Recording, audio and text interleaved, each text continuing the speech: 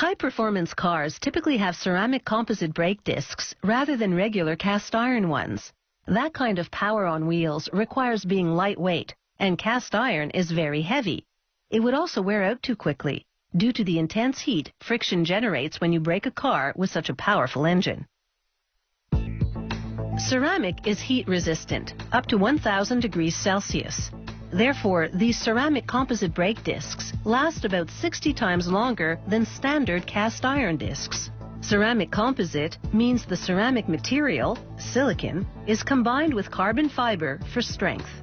The disc factory prepares the carbon fiber by mixing two ingredients, a heat-moldable resin and chopped pieces of raw carbon fiber, the strength of which lies in the interweaving of its minuscule carbon filaments. Automated machines pour the carbon fiber into aluminum molds in the shape of the disc ring. The first filling station fills the mold cavity only halfway. Workers then fit a slotted belt around the mold and insert aluminum cores into the slots.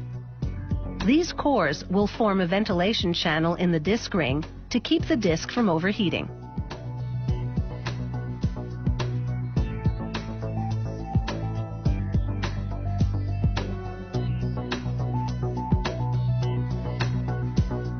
Now the mold moves on to the next filling station.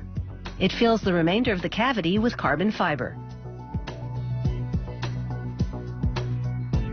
A roller levels the top. Then workers close up the mold and a small press pushes down the cover to lightly compact the contents. The mold enters a large press which applies 20,000 kilograms of pressure while heating to 200 degrees Celsius. This compacts the carbon fiber and transforms the resin powder into plastic.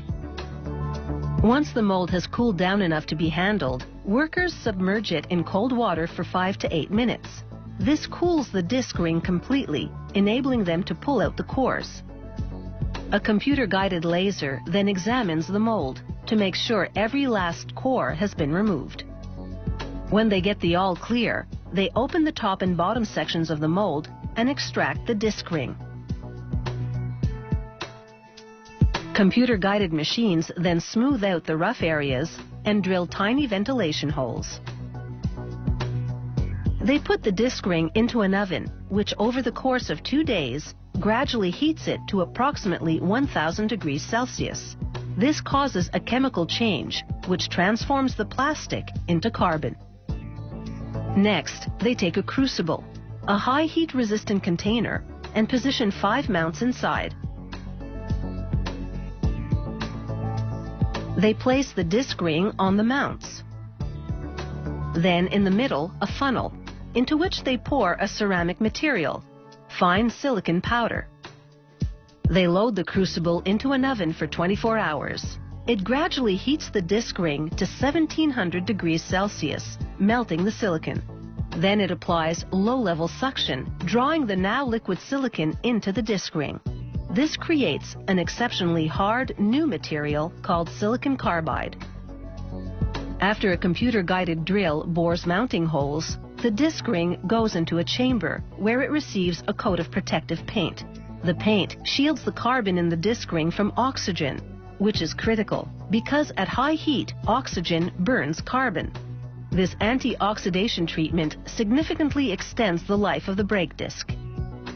The paint is cured in an oven, leaving behind a white residue. A robot sands it off, then polishes the entire disc ring surface.